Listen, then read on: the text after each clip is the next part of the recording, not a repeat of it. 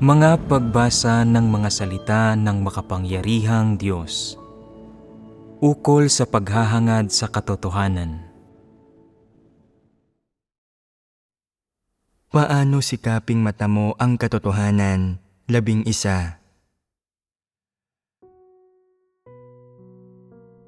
Ano ang pinagbahaginan natin sa huling pagtitipon? Nagbahaginan tayo sa paksa ng pagbitiw tungkol sa pag-aasawa bilang bahagi ng paano sikaping mata mo ang katotohanan. Ilang beses na rin tayong nagbahaginan tungkol sa pag-aasawa. Ano ang pangunahin nating pinagbahaginan noong huli? Nagbahaginan tayo tungkol sa pagbitiw sa iba't ibang pantasya tungkol sa pag-aasawa at pagtutuwid sa ilang baluktot na ideya at pagkaunawa ng mga taong may asawa tungkol sa pag-aasawa, pati na rin sa tamang pagharap sa sexual na pagnanasa.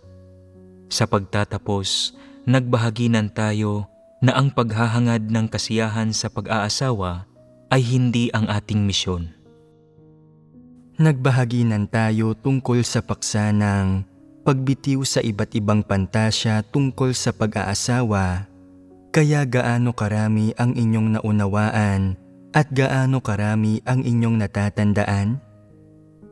Hindi ba't pangunahin nating pinagbahaginan ang tungkol sa iba't ibang di makatotohanan, di praktikal, pangbata at di makatwirang opinyon at pagnanais ng mga tao tungkol sa pag-aasawa?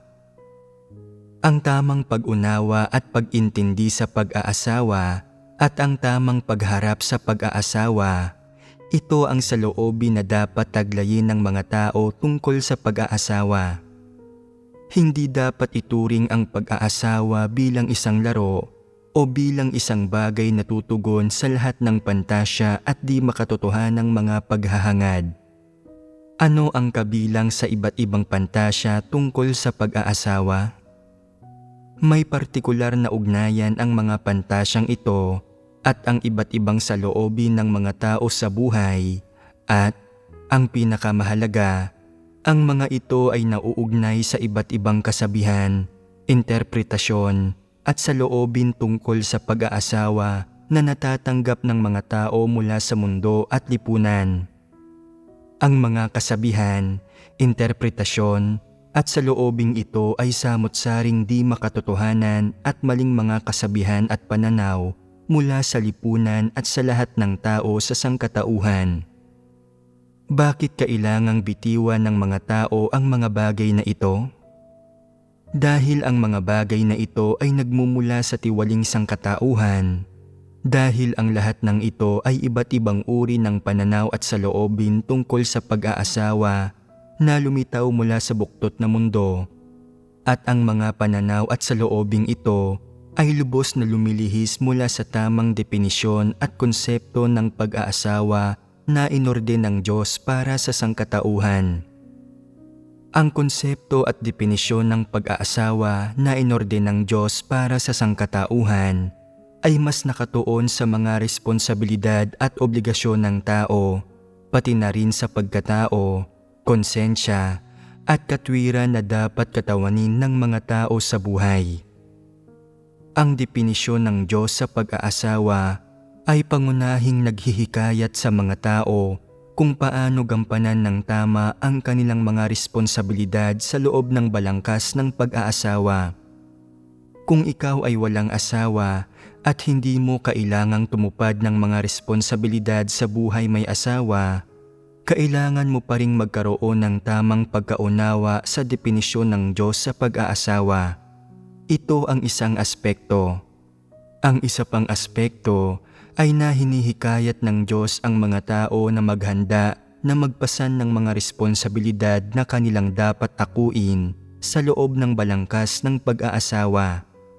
Ang pag-aasawa ay hindi isang laro o parang mga batang naglalaro ng bahay-bahayan. Ang unang bagay na dapat malaman at na dapat maging konsepto ng isang tao ay na ang pag-aasawa ay isang tanda ng responsibilidad. Ang mas mahalaga pa ay ang ihanda ng isang tao ang kanyang sarili para sa mga responsibilidad na dapat matupad sa kanyang normal na pagkatao. At saan mas nakatuon ang mga konsepto, pagkaunawa at kasabihan tungkol sa pag-aasawa na mula kay Satanas at mula sa buktot na mundo? Mas nakatuon ang mga ito sa paglalaro ng mga emosyon at sexual na pagnanasa, pagtugon sa mga pisikal na pagnanasa, at pagtugon sa kuryosidad ng laman ukol sa kabilang kasarian, pati na rin, siyempre, sa pagtugon sa balidad ng tao. Hindi kailanman nababanggit ng mga bagay na ito ang responsibilidad o pagkatao, lalo na kung paanong dapat pasanin ng mag-asawang inorden ng Diyos, ang lalaki at babae, ang kanilang mga responsibilidad, tuparin ang kanilang mga obligasyon, at gawin ng maayos ang lahat ng bagay na dapat gawin ng isang lalaki at isang babae sa loob ng balangkas ng pag-aasawa. Ang iba't ibang interpretasyon, kasabihan, at saloobin sa pag-aasawa na iniindoktrina ng mundo sa mga tao ay mas nakatuon sa pagtugon sa emosyon at pagnanasa ng tao, sa pagtuklas sa emosyon at pagnanasa, at sa paghahangad sa emosyon at pagnanasa. Kaya, kung tatanggapin mo ang iba't ibang kasabihan, pagkaunawa o saloobing ito tungkol sa pag-aasawa na nagmumula sa lipunan, hindi mo maiiwasang maapektuhan ng mga buktot na ideyang ito. Sa mas tumpak na salita, hindi mo maiiwasan na maging tiwali dahil sa mga pananaw na ito tungkol sa pag-aasawa na nagmumula sa mundo. Kapag ikaw ay nagawang tiwali at naapektuhan ng mga ideya at pananaw na ito, hindi mo na maiiwasang makontrol ng mga ideyang ito, at kasabay nito, tatanggapin mo na rin ang maloko at mamanipula ng mga pananaw na ito katulad ng mga walang pananampalataya. Kapag tinanggap na ng mga walang pananampalataya ang mga ideya at pananaw na ito tungkol sa pag-aasawa, nagsasalita sila tungkol sa pag-ibig at sa pagtugon sa kanilang mga sexual na pagnanasa. Gayon din, kapag walang pag-aalinlangan mo nang tinanggap ang mga ideya at pananaw na ito, magsasalita ka rin tungkol sa pag-ibig at pagtugon sa iyong mga sexual na pagnanasa. Ito ay hindi maiiwasan at hindi mo ito matatakasan. Habang wala kang tamang definisyon sa pag-aasawa at walang tamang pagkaunawa at saloobin ukol sa pag-aasawa, natural mong tatanggapin ang lahat ng iba't ibang pananaw at kasabihan tungkol sa pag-aasawa na nagmumula sa mundo, sa lipunan at sa sangkatauhan. Hanggat naririnig mo ang mga ito, hanggat nakikita mo ang mga ito, hanggat nalalaman mo ang mga ito, at hanggat hindi mo malabanan ang mga ideyang ito, hindi mo mamamalayang maaapektuhan ka ng ganitong uri ng kalagayan sa lipunan, at hindi mo mamamalayan na tinatanggap mo na ang mga pananaw at kasabihang ito tungkol sa pag-aasawa. Kapag tinanggap mo ang mga bagay na ito sa loob mo, hindi maiiwasan na maaapektuhan ng mga ideya at pananaw na ito ang iyong saloobin sa pag-aasawa. Dahil hindi ka namumuhay ng hiwalay sa ibang tao, lubos na madali kang maapektuhan at makontrol pa nga ng iba't ibang kasabihan tungkol sa pag-aasawa na nagmumula sa mundo, sa lipunan at sa sangkatauhan. Kapag nakontrol ka na ng mga ito, mahihirapan ka nang makawala sa mga ito at hindi mo maiiwasang magpantasya tungkol sa kung ano ang dapat na mangyari kapag ikaw ay nag-asawa na. Noong huli, nagbahaginan tayo tungkol sa iba't ibang pantasya tungkol sa pag-aasawa at ang mga pantasyang ito ay nagmumula sa napakaraming maling pagkaunawa at pananaw ng buktot na sangkatauhan tungkol sa pag-aasawa. Ang mga pagkaunawa at pananaw na ito, sa partikular man o pangkalahatan, ay pawang mga bagay na dapat bitiwan ng isang taong naghahangad sa katotohanan. Una, Dapat niyang bitiwan ang lahat ng iba't ibang maling definisyon at pagkaunawa tungkol sa pag-aasawa. Pangalawa, dapat ay tama ang pagpili niya sa kanyang kabiyak.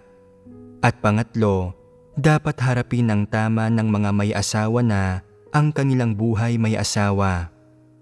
Ang salitang tama rito ay tumutukoy sa saloobin at responsibilidad na dapat taglayin ng mga tao tungkol sa pag-aasawa na siyang utos at tagubili ng Diyos sa kanila.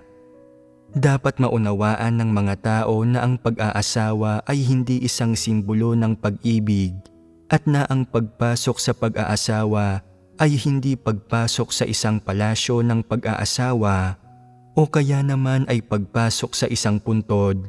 Lalong hindi ito isang kasuotang pangkasal, isang diamanteng singsing, isang simbahan, ang panunumpa ng walang hanggang pag-ibig, ang pagkain ng may kandila, romansa, o isang mundo ng dalawang tao. Wala sa mga bagay na ito ang sumisimbolo sa pag-aasawa. Kaya, kapag nag-uusap tayo tungkol sa pag-aasawa, ang unang bagay na dapat mong gawin ay alisin ang mga pantasya tungkol sa pag-aasawa na itinanim sa iyong puso kasabay ng mga simbolo na lumilitaw mula sa iyong mga pantasya tungkol sa pag-aasawa. Sa pamamagitan ng pagbabahaginan sa tamang interpretasyon ng pag-aasawa at pagsusuri sa iba't ibang baluktot na ideya sa pag-aasawa na nagmumula sa buktot na mundo ni Satanas, hindi ba't nagkakaroon kayo ng mas tumpak na pagkaunawa sa definisyon ng pag-aasawa? Para naman sa mga walang asawa, hindi ba't sa pamamagitan ng pagsasabi ng mga ganitong bagay ay nararamdaman ninyong medyo mas may kumpiyansa kayo tungkol sa usapin ng pag-aasawa? At hindi ba't nakakatulong ito na lumago ang inyong kabatiran? Sa anong aspekto lumalago ang inyong kabatiran? Ang aking mga dating pantasya tungkol sa pag-aasawa ay naglalaman lamang ng mga bagay na walang katiyakan tulad ng mga bulaklak, diamanting singsing, kasuotang pangkasal, at panunumpa ng walang hanggang pag-ibig. Ngayon, pagkatapos makinig sa pagbabahagi ng Diyos, nauunawaan ko ng ang pag-aasawa ay inorden pala ng Diyos at na ito ay dalawang taong magkasama na kayang magpakita ng konsiderasyon sa isa't isa, na mag-alaga sa isa't isa at managot para sa isa't isa. Ito ay pagpapahalaga sa responsibilidad at ang pananaw na ito sa pag-aasawa ay mas praktikal at hindi kasali rito ang mga bagay na walang katiyakan. Lumago ang iyong kabatiran, hindi ba? Sa pangkalahatan, lumago ang iyong kabatiran. Pagdating sa maliliit na detalye, mayroon bang kaunting pagbabago sa mga pamantayan sa mga bagay na dati mong hinahangaan at kinahuhumalingan? Noon, palagi mong sinasabi na gusto mong makahanap ng isang matangkad, mayaman, gwapong lalaki o isang maputi, mayaman, magandang babae. Saan ka na nakatuon ngayon? Kahit papaano, nakatuon ka na sa pagkatao ng isang tao at kung siya ba ay masasandalan at may pagpapahalaga sa responsibilidad. Sabihin mo sa akin, kung ang isang tao ay pipili ng kabiyak ng ayon sa direksyon, layunin at pamamaraang ito, mas malaki ba ang posibilidad na magiging masaya ang kanyang buhay may asawa o na siya ay magiging malungkot at makikipagdiborsyo? Mas malaki ang posibilidad na siya ay magiging masaya. Bakit hindi natin sinasabi na ang ganitong uri ng pag-aasawa ay 100% garantisadong magiging masaya? Gaano karami ang dahilan para dito? Sa pinakamababa, isa sa mga dahilan ay na maaaring magkamali ang mga tao at hindi nila makita ng malinaw ang isang tao bago nila ito pakasalan. Ang isa pang dahilan ay na bago sila magpakasal, maaaring napakaganda ng nasa imahinasyon ng isang tao tungkol sa pag-aasawa, Iniisip niya na bagay ang aming mga personalidad at pareho kami ng mga hangarin. Nangako rin siya sa akin na handa siyang umako ng responsibilidad at tuparin ang kanyang mga obligasyon sa akin pagkatapos naming magpakasal at na hinding-hindi niya ako bibiguin. Subalit, pagkatapos nilang magpakasal, hindi lahat ng bagay sa buhay mag-asawa ay umaayon sa kanilang kagustuhan at hindi lahat ng bagay ay maayos ang takbo. At saka, ang ilang tao ay nagmamahal sa katotohanan at sa mga positibong bagay, samantalang ang ibang tao ay mukhang hindi masama ang taglay na pagkatao, ngunit wala silang pagmamahal para sa mga positibong bagay at hindi nila hinahangad ang katotohanan. Kapag mag-asawa na sila at namumuhay sila ng magkasama, unti-unting naglalaho ang kaunti niyang pagpapahalaga sa responsibilidad o obligasyon na mayroon siya sa kanyang pagkatao. Nagbabago siya sa paglipas ng panahon at ipinapakita niya ang kanyang tunay na kulay. Sabihin mo sa akin kung ang isa sa mag-asawa ay naghahangad sa katotohanan at ang isa ay hindi. Kung ikaw lamang ang naghahangad sa katotohanan at talagang hindi niya tinatanggap ang katotohanan, hanggang kailan mo siya matitiis? Maaaring labag sa loob mong titiisin ang ilang kagawian niya sa buhay o ang ilang maliit na kapintasan o pagkukulang sa kanyang pagkatao. Ngunit habang tumatagal, hindi na kayo magkakaroon ng parehong wika o paghahangad. Hindi niya hinahangad ang katotohanan, ni hindi niya gusto ang mga positibong bagay at palagi siyang mahilig sa mga bagay ng buktot na kalakaran ng mundo. Unti-unting nagiging mas madalang ang inyong pag-uusap, nagkakalayo na ang inyong mga inaasam at ang kanyang pagnanais na tuparin ang kanyang mga responsibilidad ay naglalaho na. Masaya ba ang ganitong uri ng buhay mag-asawa?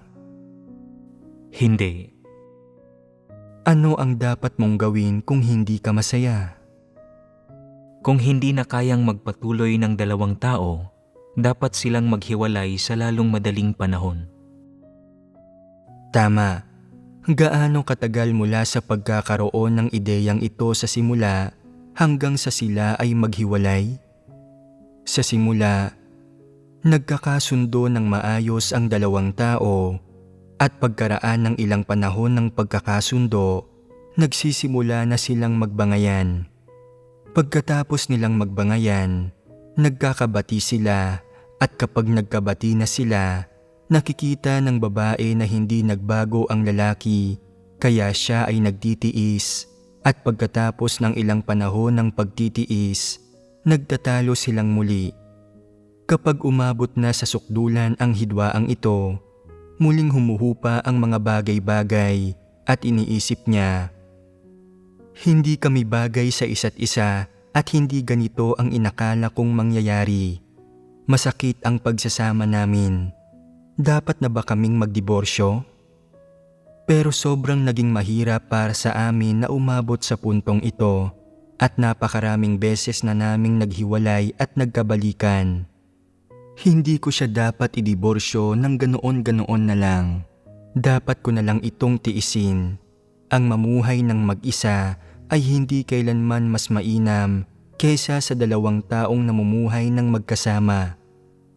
Kaya, nagtitiis siya sa loob ng 1 o 2 taon.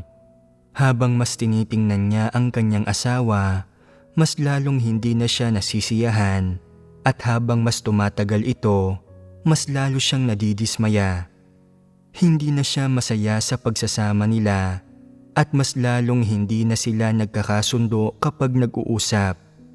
Nakikita niya na lalong dumarami ang mga kasalanan ng kanyang asawa at mas lalo siyang nawawalan ng gana na pakisamahan at tiisin ito. Pagkatapos ng 5 o 6 na taon, hindi na niya ito kayang tiisin pa. Sumabog na siya at gusto niyang tuluyang makipaghiwalay sa kanyang asawa. Bago siya magpasyang tuluyan ng makipaghiwalay, kailangang pag-isipan niyang maigi ang buong bagay mula sa umpisa hanggang wakas at kailangang isipin niya ng malinaw at lubusan kung paano siya mamumuhay pagkatapos nilang magdiborsyo. Pagkatapos pag-isipan ng maigi ang lahat ng ito, hindi siya makapagdesisyon. Ngunit pagkatapos na pag-isipan ito ng ilang beses pa, may pag-aalinlangan siyang nagdedesisyong iwanan na ang kanyang asawa. Iniisip na makikipagdiborsyo na ako sa kanya. Ang mamuhay ng payapa ng mag-isa ay mas mabuti pa kaysa sa ganito. Palagi silang nagtatalo at hindi sila magkasundo. Ang dati niyang natitiis ay hindi na niya makayanan ngayon. Sumasama ang loob niya kapag nakikita ang kanyang asawa. Nagagalit siya kapag naririnig itong magsalita at sinisikmura at nasusuka na siya kahit marinig lang niya ang boses nito. Makita ang itsura nito, pananamit nito at ang mga bagay na ginamit nito. Umabot na sa puntong hindi na niya makayanan at naging estranghero na sila sa isa't isa at kailangan na niyang makipagdiborsyo rito. Ano ang batayan na kailangan niyang idiborsyo ang kanyang asawa? Masyado nang masakit ang pagsasama nila at mas mainam ang mamuhay siya ng mag-isa. Kapag umabot na sa ganitong punto, hindi na siya mananatiling konektado sa kanyang asawa. Wala na siyang nararamdaman pa, pinag-isipan na niya ito ng mabuti at naiintindihan na niya. Mas mainam pang mamuhay ng mag-isa, tulad ng madalas na sinasabi ng mga walang pananampalataya. Kapag namumuhay ka ng mag-isa, hindi mo na kailangang alalahanin pa ang ibang tao. Kung hindi, palagi pa niyang kakailanganing isipin ang kanyang asawa, mapapaisip siya kung kumain na kaya siya? Maayos ba ang suot niya? Maayos ba ang tulog niya? Nakakapagod ba para sa kanya na magtrabaho sa labas ng tahanan? Minamaltrato ba siya? Kumusta kaya ang pakiramdam niya? Palagi niyang kailangang mag-alala sa kanyang asawa. Pero ngayon, natatanto niya na mas payapa ang mamuhay ng mag-isa nang walang ibang iniisip o iniintindi. Hindi karapat-dapat na magsakripisyo para sa gayong klase ng lalaki. Hindi ito karapat-dapat sa kanyang pag-aalala. Hindi karapat-dapat sa kanyang pag-ibig. Hindi karapat-dapat na panagutan niya at talagang walang kaibig-ibig tungkol sa lalaking iyon. Sa huli, makikipagdiborsyo siya. Magwawakas ang kanilang pagiging mag-asawa at hindi siya kailanman magbabalik tanaw at magsisisi sa kanyang desisyon. May ganitong mga pagsasama ng mag-asawa, hindi ba? Mayroon ding mga pag-aasawa na nagaganap dahil sa iba't ibang dahilan tulad ng mga dating kabutihan at mga hinanakit mula sa nakaraang buhay. Tulad ng ating natalakay noon, may mga taong nagsasama dahil may utang ang isa sa isa pa. Sa mag-asawa, maaaring may utang ang babae sa lalaki o maaaring ang lalaki ang may utang sa babae. Sa nakaraang buhay, maaaring masyadong nagsamantala ang isang tao, maaaring masyadong malaki ang pagkakautang nito at kaya sa buhay na ito, sila ay pinagsama para mabayaran ng taong iyon ang kanyang utang. Maraming ganitong buhay mag-asawa ang hindi masaya pero hindi sila maaaring magdiborsyo. Maaaring napipilitan silang magsama dahil may pamilya sila o dahil sa kanilang mga anak o sa iba pang kadahilanan. Sa ano't anuman, hindi sila magkasundo, palagi silang nag-aaway, palaging nagtatalo at hindi talaga nagkakatugma ang kanilang mga personalidad, hilig, paghahangad at mga libangan.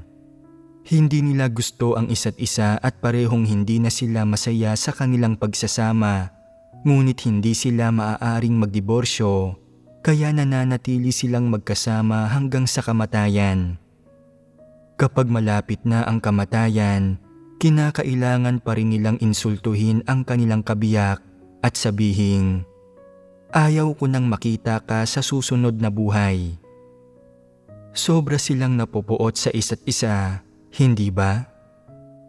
Pero sa buhay na ito, hindi sila maaaring magdiborsyo at ito ay inorden ng Diyos. Ang lahat ng iba't ibang uri ng buhay mag-asawang ito, anuman ang kaayusan o pinagmulan ng mga ito, may asawa ka man o wala, ano't anuman, dapat palagi mong bitiwan ang iba't ibang di makatotohanan at inosenteng pantasyang mayroon ka tungkol sa pag-aasawa. Dapat ay harapin mo ng tama ang pag-aasawa at hindi paglaruan ang mga emosyon at pagnanais ng mga tao, lalong huwag kang magpasilo sa mga maling pananaw sa pag-aasawa na iniindoktrina sa iyo ng lipunan. Palaging pinagninilayan kung ano ang nararamdaman mo tungkol sa pag-aasawa. Mahal ka ba ng iyong kabiyak?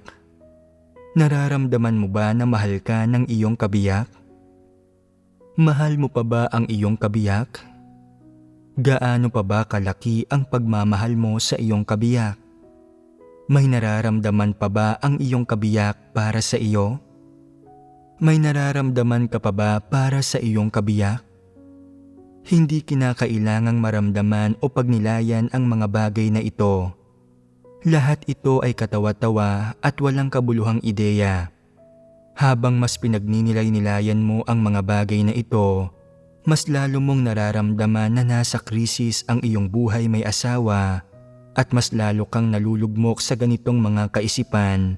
Mas pinatutunayan ito na nasilo ka na sa bitag ng pag-aasawa at tiyak na hindi ka magiging masaya o makakaramdam ng anumang seguridad.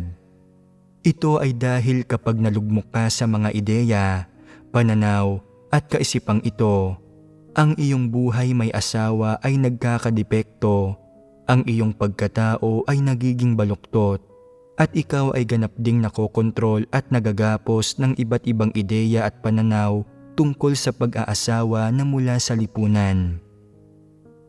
Kaya, tungkol sa iba't ibang pananaw at kasabihan sa pag-aasawa na nagmumula sa lipunan at sa buktot na sangkatauhan, kailangan mong makilatis ng tumpak ang mga ito at dapat mo ring tanggihan ang mga pananaw at kasabihang ito. Hindi mahalaga kung ano ang sinasabi ng ibang tao o kung paano nagbabago ang kanilang kasabihan tungkol sa pag-aasawa. Sa huli, hindi dapat iwaksi ng mga tao ang definisyon ng Diyos sa pag-aasawa, ni hindi dapat maapektuhan o mabulag ang mga tao sa mga buktot na pananaw ng mundo tungkol sa pag-aasawa. Sa madaling salita, ang pag-aasawa ay ang simula ng ibang yugto ng buhay ng isang tao mula sa pagiging binata o dalaga patungo sa pagiging nasa hustong gulang na.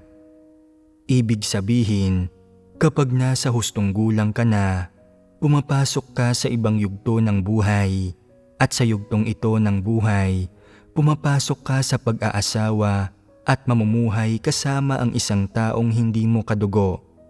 Mula sa araw na magsimula kang mamuhay kasama ang taong iyon, nangangahulugan ito na bilang isang misis o mister, kailangan mong pasanin ang mga responsibilidad at obligasyon ng lahat ng bagay sa buhay ng mag-asawa at, higit pa roon, kailangan ninyong harapin ang lahat ng bagay ng buhay mag-asawa ng magkasama.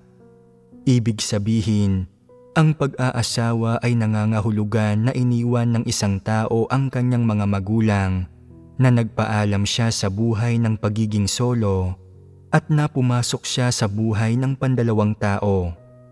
Ito ang yugto kung saan magkasamang hinaharap ng dalawang tao ang buhay. Ang yugtong ito ay nangangahulugang papasok ka rin sa ibang yugto ng buhay, pati na rin, syempre, na mahaharap ka sa lahat ng pagsubok ng buhay.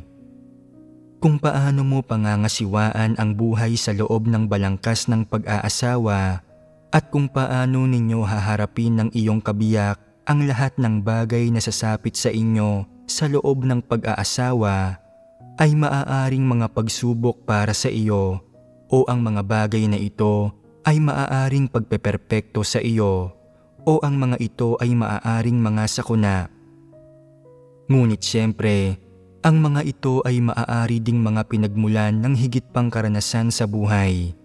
Ang mga ito ay maaaring magbigay sa iyo ng mas malalim na pagkaunawa at pagpapahalaga sa buhay.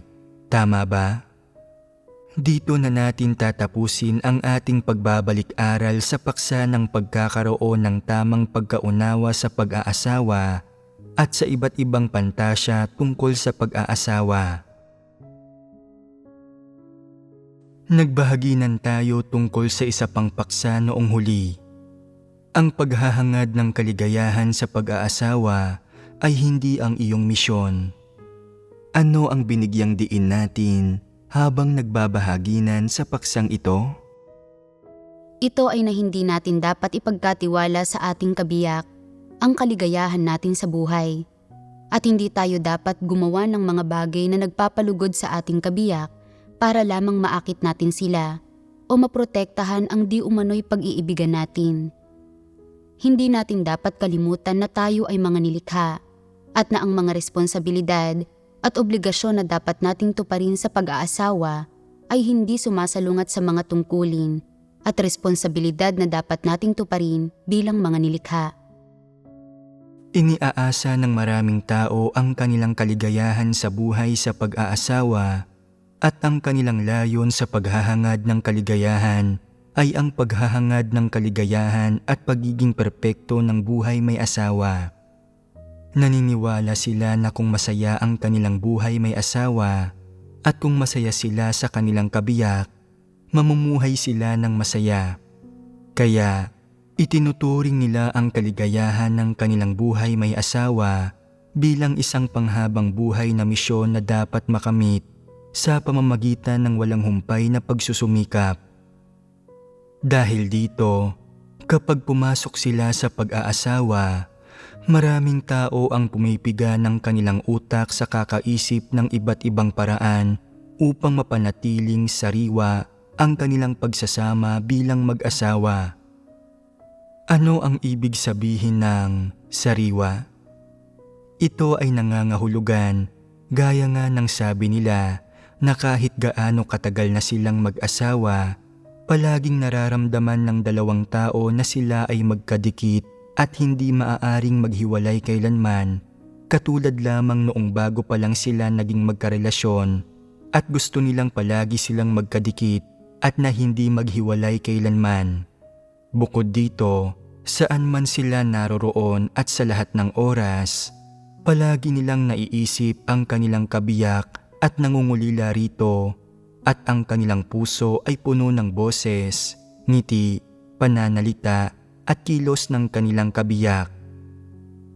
Kung hindi nila naririnig ang boses ng kanilang kabiyak sa loob ng isang araw, labis na nalulumbay ang kanilang puso at kung hindi nila nakikita ang kanilang kabiyak sa loob ng isang araw, para bang nawalan na sila ng kaluluwa. Sa palagay nila, ito ang mga simbolo at tanda ng kaligayahan sa pag-aasawa. Kaya, ang ilang tinaguriang may bahay ay nananatili sa bahay at iniisip nilang ang paghihintay sa kanilang mister na makauwi ay ang pinakamasayang bagay. Kung hindi umuuwi sa tamang oras ang kanilang mister, tinatawagan nila ito. At ano ang unang tanong na lumalabas sa kanilang bibig? Anong oras ka uuwi? Mukhang madalas ninyo itong naririnig. Ang tanong na ito ay malalim na nakaugat sa puso ng karamihan. Ang unang tanong ay, anong oras ka uuwi? Pagkatapos itanong ito, nakatanggap man sila ng tumpak na sagot o hindi, ano't anuman, nabubunyag ang pagiging tuliro ng isang babaeng may masayang buhay may asawa. Ito ay isang normal na kalagayan sa buhay ng mga taong naghahangad ng kaligayahan sa pag-aasawa. Tahimik silang naghihintay sa bahay sa pag-uwi ng kanilang kabiyak mula sa trabaho. Kung lalabas sila, Hindi sila nangangahas na pumunta sa malayo o magtagal sa labas. Natatakot silang madaratnan ng kanilang kabiyak ang bahay nila na walang tao at na ito ay labis na masasaktan, madidismaya at sasama ang loob. Ang mga taong ito ay puno ng pag-asa at pananalig sa kanilang paghahangad ng kaligayahan sa pag-aasawa at hindi sila nag-aatubiling magbayad ng anumang halaga o gumawa ng anumang pagbabago. May ilan pa nga na patuloy na naghahangad ng kaligayahan sa pag-aasawa gaya lang ng kanilang ginagawa noon. Kahit pagkatapos nilang sumampalataya sa Diyos, naghahangad silang mahalin ang kanilang kabiyak at palagi nilang tinatanong ang kanilang kabiyak kung mahal ba sila nito. Kaya, sa mga pagtitipon, maaaring iisipin ng isang babae na nakauwi na kaya ang asawa ko? Kung nakauwi na siya, nakakain na kaya siya? Pagod kaya siya? Nandito pa ako sa pagtitipon na ito at medyo hindi ako mapalagay. Medyo nararamdaman ko na napabayaan ko siya. Pagdalo niya sa susunod na pagtitipon, itatanong niya sa kanyang asawa, "Anong oras ka kaya makakauwi? Kapag nasa pagtitipon pa ako pagka-uwi mo, hindi ka ba malulungkot?" Sasagot ang kanyang asawa, "Paanong hindi ako malulungkot? Walang tao sa bahay at nag-iisa lang ako. Karaniwan ay palagi tayong magkasama rito. At ngayon, bigla na lang akong mag-isa rito. Bakit ba kailangan mong palaging dumalos sa mga pagtitipon? Pwede ka namang dumalos sa mga iyon, pero maganda sana kung mas maaga kang makakauwi kaysa sa akin." Nararamdaman niya sa kanyang puso, hindi naman malaki ang hinihiling niya sa akin. Kailangan ko lang na maunahan siya sa pag-uwi. Sa susunod na pagtitipon, palagi siyang tumitingin sa orasan at kapag nakikita niyang malapit nang umuwi ang kanyang asawa mula sa trabaho, hindi na siya mapakali at sinasabi niya na, "Magpatuloy lang kayo. May kailangan akong asikasuhin sa bahay kaya aalis na ako." Nagmamadali siyang umuwi at iniisip niya, "Buti na lang, hindi pa nakauwi ang asawa ko." Magmamadali akong magluto at mag-ayos ng bahay para pagka-uwi niya, makikita niyang malinis ito. Maaamoy niya ang pagkain at malalaman niyang may tao rito. Maganda na magkakasama kami kapag oras na ng kainan. Bagaman nabawasan ang oras ko sa pagtitipon at mas kaunti ang napakinggan at nakamit ko, magandang bagay pa rin na nakauwi ako bago bumalik ang asawa ko at mahahainan ko siya ng mainit na pagkain at ito ay pangunahing mahalaga sa pagpapanatili ng kaligayahan sa pag-aasawa. Pagkatapos ay madalas na niya itong ginagawa sa mga pagtitipon, pero minsan ay natatagalan ang pagtitipon at pagka-uwi niya ng bahay, naroroon na ang kanyang asawa. Medyo hindi ito natutuwa at nasisiyahan sa kanya at nagrereklamo ito. "Hindi ba pwedeng lumiban ka sa kahit isang pagtitipon lang? Hindi mo ba alam kung ano ang nararamdaman ko kapag wala ka sa bahay at umuwi ako at hindi kita nakikita rito? Naiinis ako." Naaantig siya ng husto pagkarinig nito at iniisip niya, ang ibig niya talagang sabihin dito ay na talagang iniibig niya ako at hindi siya mabubuhay nang wala ako.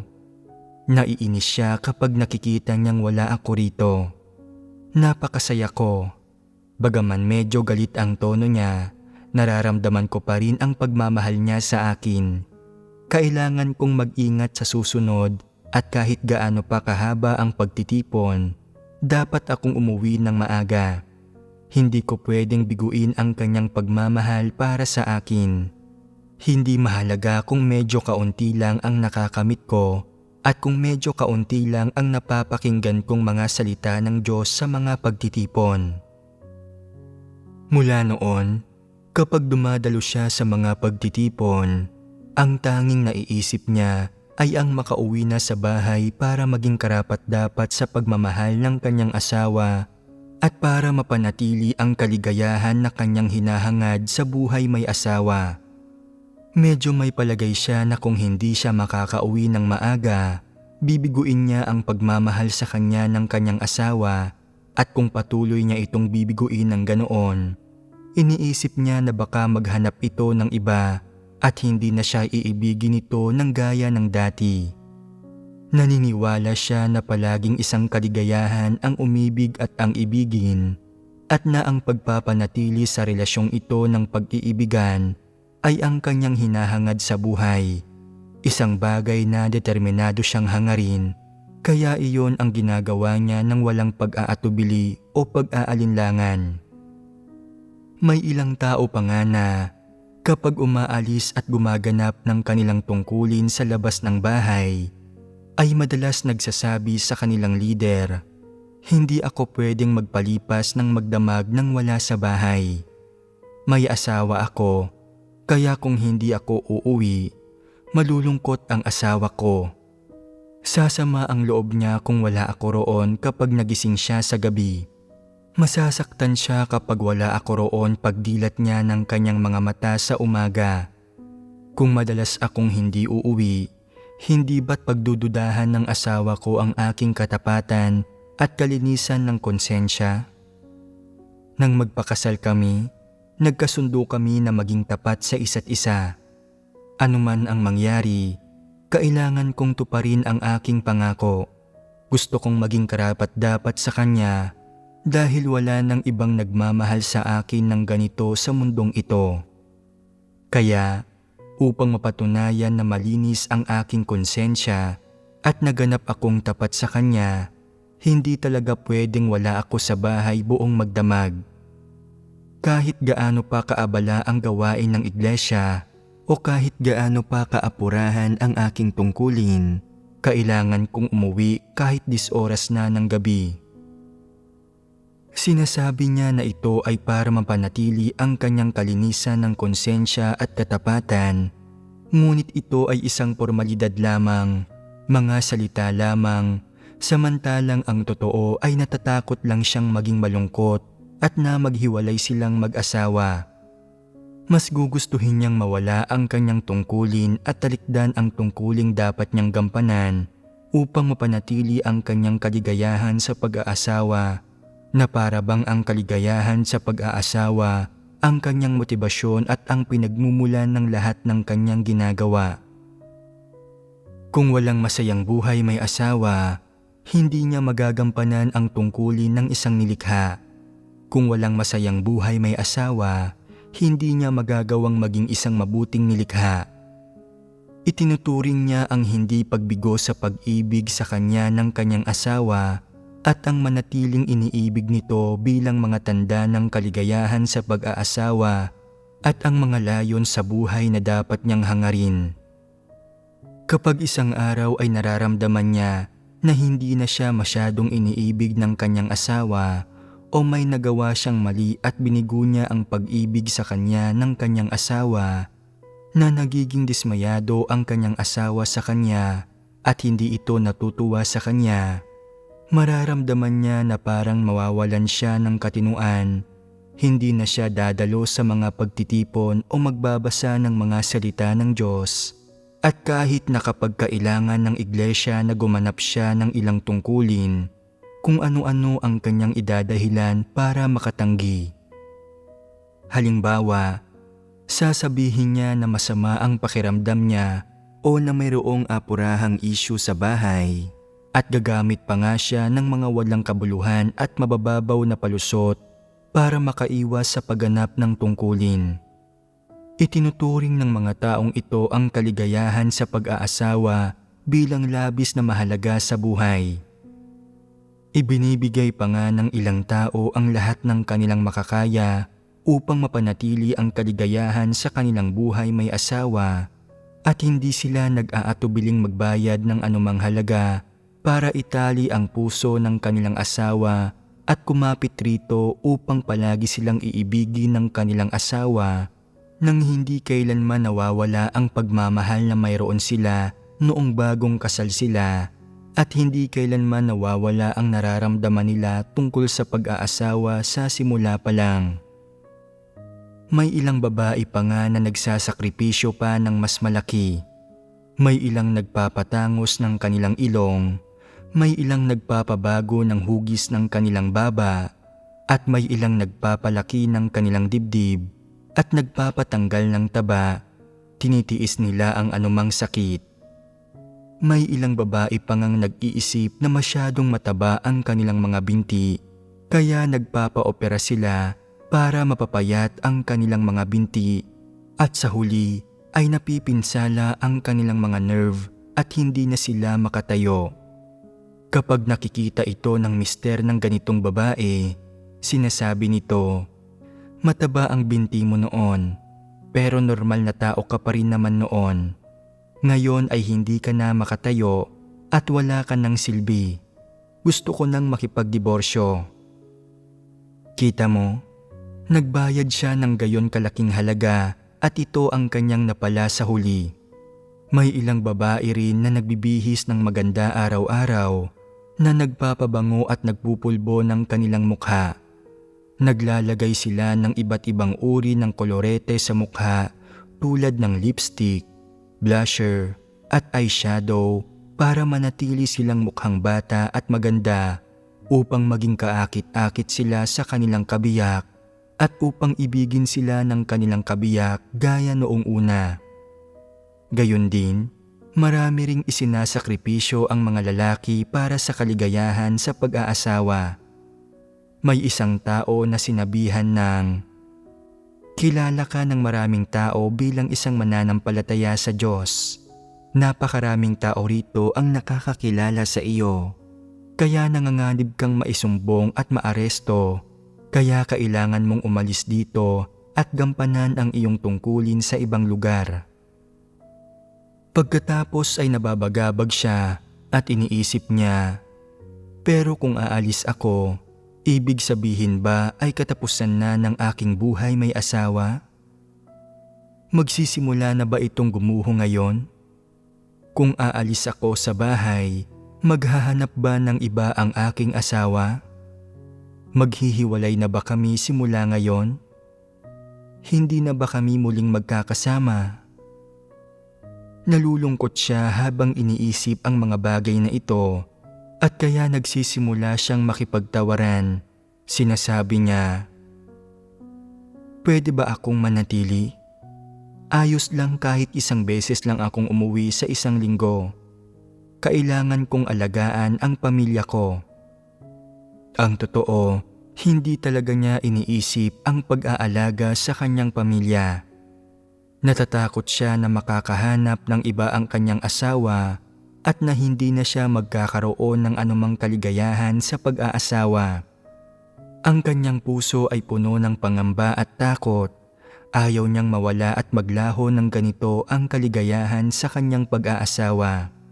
Sa puso ng gayong mga tao, ang kasiyahan sa pag-aasawa ay mas mahalaga kaysa ano paman, at kung wala ito, pakiramdam nila ay para bang ganap silang walang kaluluwa. Naniniwala sila na ang pag-ibig ang pinakamahalagang bagay sa isang masayang buhay mag-asawa. Kaya lamang masaya ang aming pagsasama at kaya lang kami nagtagal ng ganito ay dahil iniibig ko ang aking asawa at iniibig din niya ako. Kung mawawala sa akin ang pag-ibig na ito at magwawakas ang pagmamahalan na ito dahil sa pananampalataya ko sa Diyos at pagganap ko sa aking tungkulin, hindi ba't ibig sabihin niyon ay tapos na at naglaho na ang aking kaligayahan sa pag-aasawa at na hindi ko na muling matatamasa ang kaligayahan na ito sa pag-aasawa? Kung wala ang kaligayahan sa pag-aasawa, ano ang mangyayari sa amin? Ano ang magiging buhay ng aking misis kung wala ang pag-ibig ko? Ano ang mangyayari sa akin kung mawawala sa akin ang pagmamahal ng aking misis? Mapupunan ba ng pagganap sa tungkulin ng isang nilikha at ng pagsasakatuparan sa misyon ng tao sa harap ng Diyos ang kawalan na ito? Hindi nila alam, wala silang kasagutan at hindi nila nauunawaan ang aspektong ito ng katotohanan. Kaya kapag hinihingi ng sambahayan ng Diyos sa mga taong lubos na naghahangad ng kaligayahan sa pag-aasawa, nalisanin ng mga ito ang kanilang tahanan at pumunta sa malayong lugar upang ipalaganap ang ebanghelyo at gampanan ang kanilang tungkulin. Madalas ay nadidismaya ang mga ito. Pakiramdam ng mga ito ay wala silang magawa at nababagabag ang mga ito sa katunayan na maaaring malapit nang mawala sa kanila ang kanilang kaligayahan sa pag-aasawa. May ilang tao na tumatalikod o tumatangging gampanan ang kanilang mga tungkulin upang mapanatili nila ang kanilang kaligayahan sa pag-aasawa at may ilan pa nga na tumatanggi sa mahahalagang pagsasaayos ng sambahayan ng Diyos. Mayroon ding ilan na madalas na inaalam ang damdamin ng kanilang asawa upang mapanatili ang kanilang kaligayahan sa pag-aasawa. Kapag nakakaramdam ng bahagyang pagkainis ang kanilang asawa sa kanilang pananampalataya o kahit bahagya lang nitong ipinapakita na hindi ito natutuwa o nasisiyahan sa kanilang pananampalataya, sa landas ng pananampalataya sa Diyos na kanilang tinatahak at sa kanilang pagganap ng tungkulin, agad silang nagbabago ng direksyon at nakikipagkompromiso.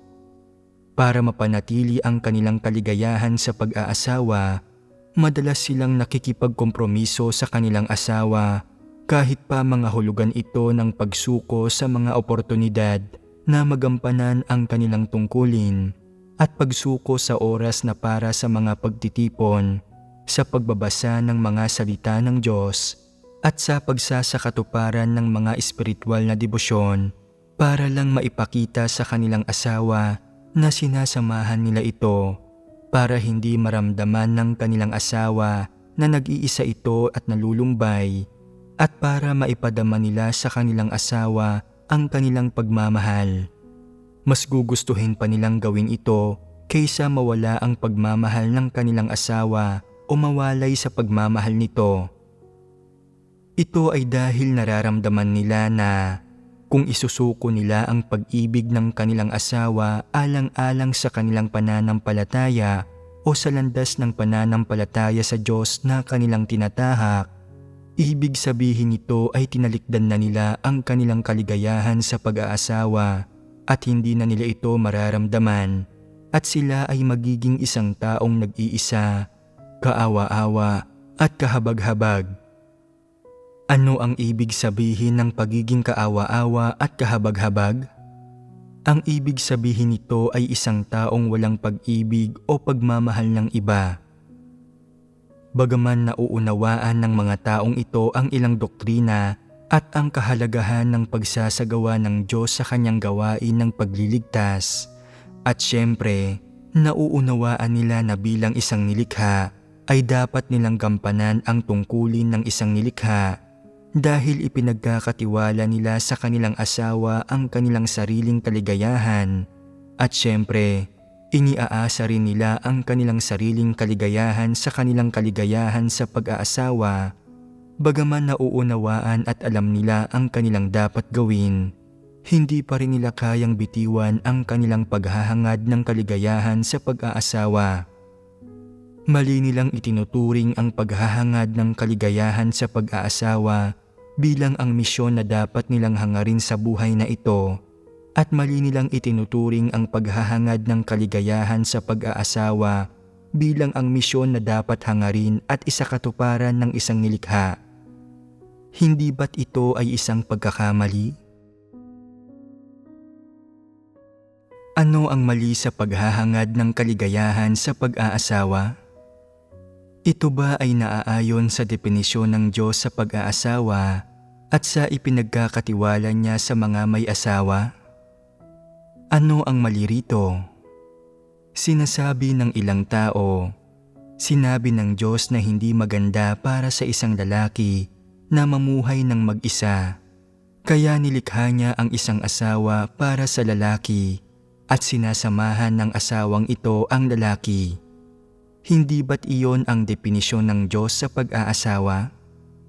Hindi ba't parte ito ng paghahangad ng kaligayahan sa pag-aasawa?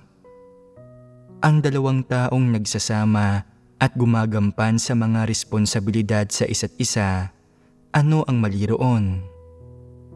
May pagkakaiba ba sa paggampan sa mga responsibilidad sa loob ng balangkas ng pag-aasawa at sa walang pag-aalinlangan na pagturing sa paghahangad ng kaligayahan sa pag-aasawa bilang misyon ng isang tao?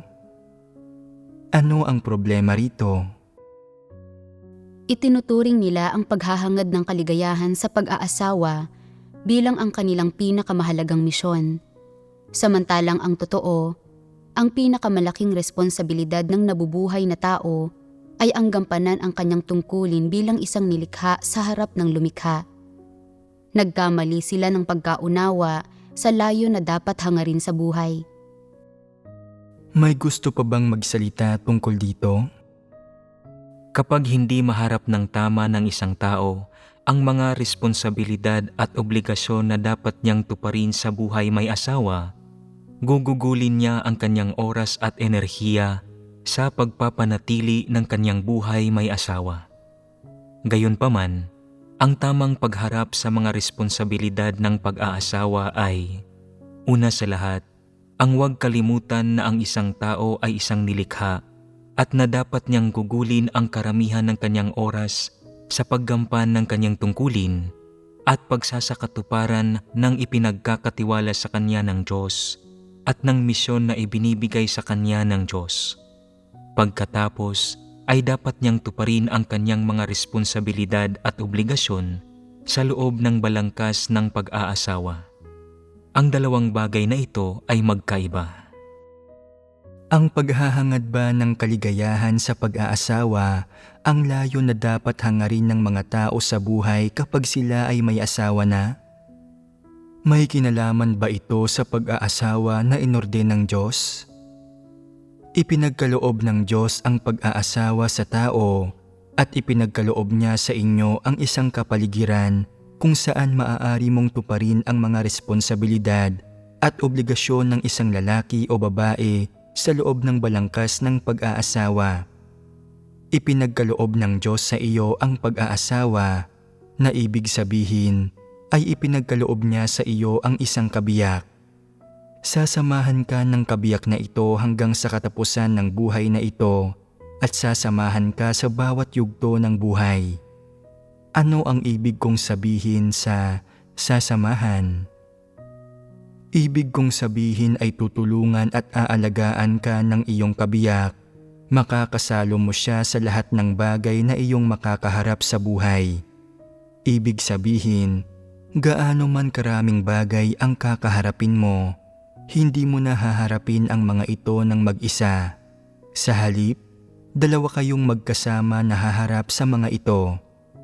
Nagiging medyo mas madali at panatag ang buhay sa pamamagitan ng pamumuhay sa ganitong paraan, kung saan parehong ginagawa ng bawat isa ang nararapat nilang gawin, pareho nilang ginagamit ang kanilang mga kasanayan at kalakasan, at sinisimulan ang kanilang buhay. Ganoon lang ito kasimple. Gayunpaman, hindi kailanman iginiit ng Diyos sa mga tao na pinagkalooban kita ng pag-aasawa. May asawa ka na ngayon kaya talagang dapat mong mahalin ang iyong kabiyak hanggang sa huli at palagi mo siyang purihin. Ito ang iyong misyon. Ipinagkaloob ng Diyos sa iyo ang pag-aasawa. Ipinagkaloob sa iyo ang isang kabiyak at ipinagkaloob sa iyo ang naiibang kapaligiran ng pamumuhay. Sa loob ng ganitong uri ng kapaligiran at sitwasyon ng pamumuhay, ang Diyos ay nagbibigay daan na makibahagi ang iyong kabiyak sa lahat ng bagay at naharapin ninyo ang lahat ng magkasama upang makapamuhay ka ng mas malaya at madali habang tinutulutan kang makita ang kahalagahan ng ibang yugto ng buhay.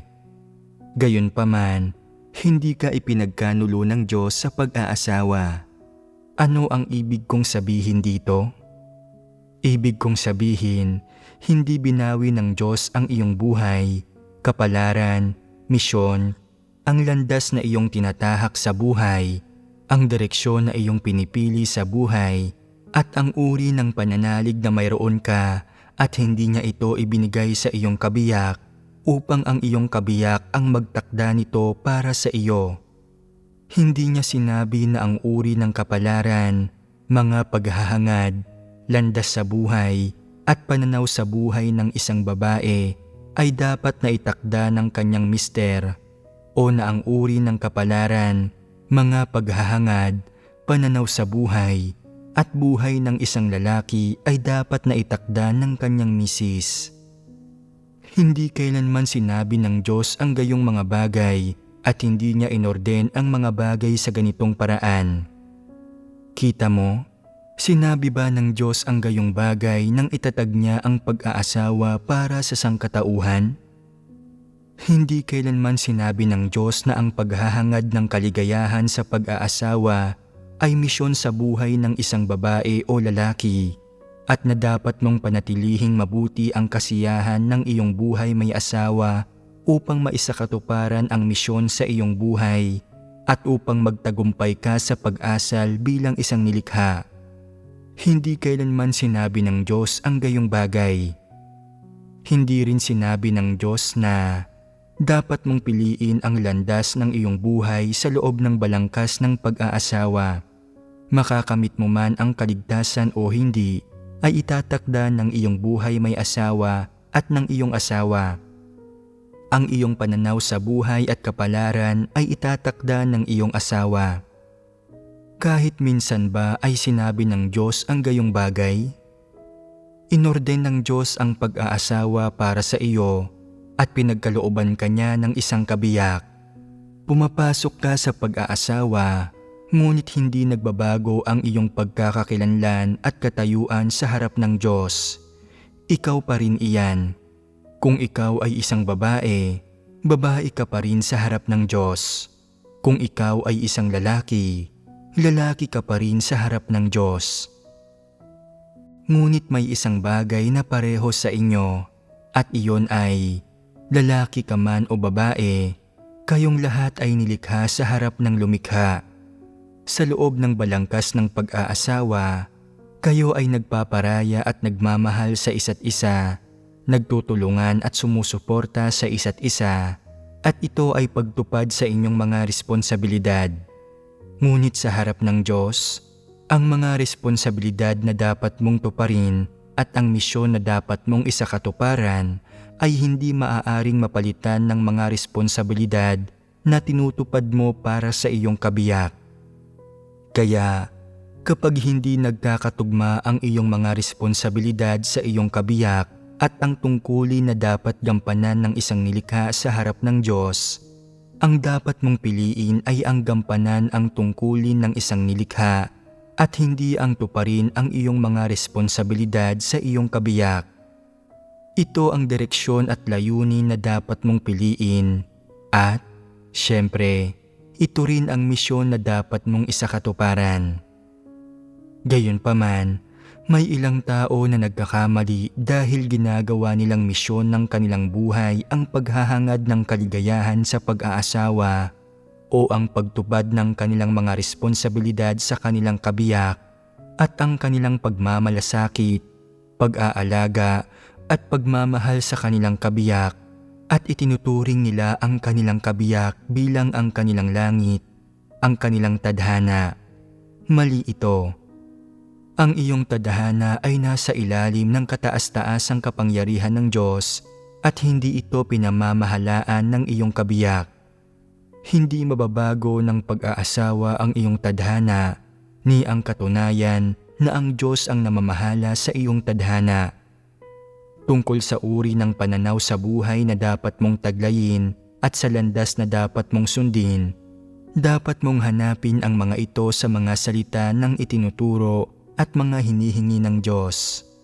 Hindi nakasalalay ang mga bagay na ito sa iyong kabiyak at hindi siya ang magtatakda sa mga ito. Bukod sa pagtupad ng kanyang mga responsibilidad sa iyo, hindi siya ang dapat na may kontrol sa iyong tadhana o hindi niya dapat hilingin na baguhin mo ang iyong direksyon sa buhay, ni hindi niya dapat itakda kung anong landas ang susundin mo o itakda kung anong pananaw sa buhay ang dapat mayroon ka, lalong hindi ka niya dapat pigilan o hadlangan sa paghahangad sa kaligtasan. Pagdating sa pag-aasawa, ang magagawa lamang ng mga tao ay tanggapin ito mula sa Diyos at sundin ang definisyon ng pag-aasawa na inorden ng Diyos para sa tao, kung saan ang parehong mag-asawa ay tumutupad sa kanilang mga responsibilidad at obligasyon sa isa't isa. Ang hindi nila magagawa ay ang itakda ang tadhana, nakaraang buhay, kasalukuyang buhay, o ang susunod na buhay ng kanilang kabiyak, lalo na ang buhay na walang hanggan. Ang iyong hantungan, ang iyong tadhana, at ang landas na iyong susundin ay maaari lamang itakda ng lumikha. Kaya, bilang isang nilikha, ang iyong papel man ay bilang isang misis o mister, ang kasiyahan na dapat mong hangarin sa buhay na ito ay nagmumula sa paggampan mo ng tungkulin ng isang nilikha at pagsasakatuparan sa misyon ng isang nilikha. Hindi ito nagmumula sa pag-aasawa mismo, lalong hindi sa pagtupad mo ng mga responsibilidad ng isang asawa sa loob ng balangkas ng pag-aasawa. Siyempre, ang landas na iyong pinipiling sundin at ang pananaw sa buhay na iyong ginagamit ay hindi dapat nakabatay sa kaligayahan sa pag-aasawa, lalong hindi ito dapat nakatakda batay sa isa sa mag-asawa. Ito ay isang bagay na dapat mong maunawaan. Kaya, ang mga taong pumapasok sa pag-aasawa na naghahangad lamang ng kaligayahan sa pag-aasawa at tumitingin sa paghahangad na ito bilang kanilang misyon, ay dapat na bumitiw sa gayong mga kaisipan at pananaw.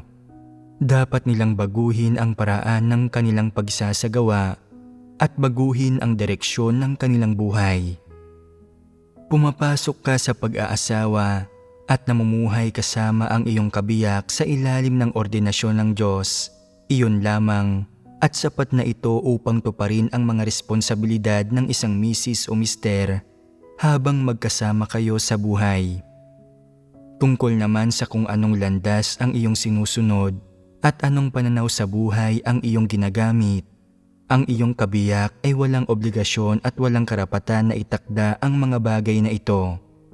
Kahit na ikaw ay kasal na at may asawa na, ang iyong di umano'y kabiyak ay maaari lamang magdala sa definisyon ng pagiging isang kabiyak na inorden ng Diyos. Maaari lamang niyang tuparin ang mga responsibilidad ng isang kabiyak at maaari kang pumili at magdesisyon sa lahat ng iba pang bagay na walang kaugnayan sa iyong kabiyak. Siyempre, ang mas mahalaga pa ay na ang iyong mga pinili at desisyon ay hindi dapat nakabatay sa iyong sariling kagustuhan at pagkaunawa, bagkus ay sa mga salita ng Diyos.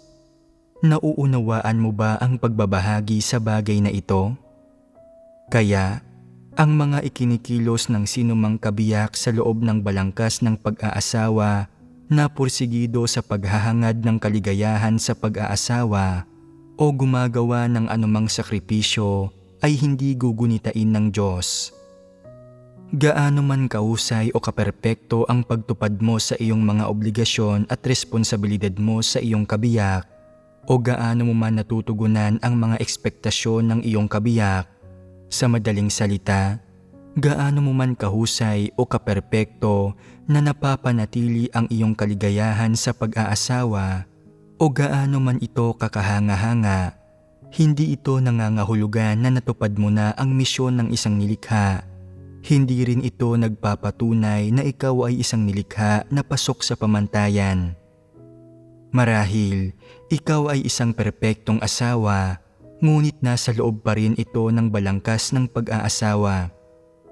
Sinusukat ng lumikha kung anong uri ka ng tao batay sa kung paano mo ginagampanan ang tungkulin ng isang nilikha sa kanyang harapan, kung anong uri ng landas ang iyong tinatahak, kung ano ang iyong pananaw sa buhay, kung ano ang iyong hinahangad sa buhay, at kung paano mo isinasakatuparan ang misyon ng isang nilikha. Gamit ang mga bagay na ito, sinusukat ng Diyos ang landas na sinusunod mo bilang isang nilikha at ang iyong patutunguhan sa hinaharap. Hindi niya sinusukat ang mga bagay na ito batay sa kung paano mo tinutupad ang iyong mga responsibilidad at obligasyon bilang asawa o batay sa kung ang pag-ibig mo sa iyong kabiyak ay nakalulugod sa iyong kabiyak. Tungkol naman sa usaping ang paghahangad ng kaligayahan sa pag-aasawa ay hindi ang iyong misyon, ibinigay ko ngayon ang mga detalyeng ito upang tapusin na ang paksang ito. Kita mo, kung hindi ako magbabahagi tungkol sa mga isyong ito, baka isipin ng mga tao na nauunawaan at alam nila ng kaunti ang mga ito, ngunit kapag may aktwal na nangyayari sa kanila, naiipit at nahahadlangan pa rin sila ng maraming paimbabaw na isyu, nagnanais na tuparin ang mga obligasyon ng isang asawa, habang nagnanais din na gawing mabuti ang mga bagay na dapat gawin ng isang tao, ng isang nilikha. Gayunpaman, kapag sinasalungat, kinokontra o hinahadlangan ng dalawang bagay na ito ang isa't isa, hindi lubos na malinaw kung paano ito dapat pangasiwaan ng isang tao. Malinaw na ba ito ngayon matapos pagbahaginan sa ganitong paraan? May pagkakaiba sa pagitan ng mga bagay na pinaniniwalaan ng mga tao na mabuti at tama sa kanilang mga kuro-kuro sa isang banda at ng mga bagay na positibo, tama at mabuti ayon sa katotohanan sa kabilang banda. Kapag ito ay ipinaliliwanag, ito ay nagiging malinaw. Ang mga bagay na pinaniniwalaan ng mga tao na positibo at mabuti ay madalas na puno ng mga kuro-kuro, imahinasyon at damdamin ng tao at walang kaugnayan ang mga ito sa katotohanan. Ano ang ibig kong sabihin sa walang kaugnayan? Ibig kong sabihin ay hindi ang mga ito ang katotohanan. Kung ituturing mo ang mga bagay na mali at ang mga bagay na hindi ang katotohanan bilang mga positibong bagay at bilang ang katotohanan, at sinusunod mo ang mga ito at mahigpit kang kumakapit sa mga ito, naniniwala na ang mga ito ang katotohanan. Kung gayon, hindi ka makakatahak sa landas ng paghahangad sa katotohanan at sa huli ay labis kang malalayo sa katotohanan. At sino ang may pananagutan doon?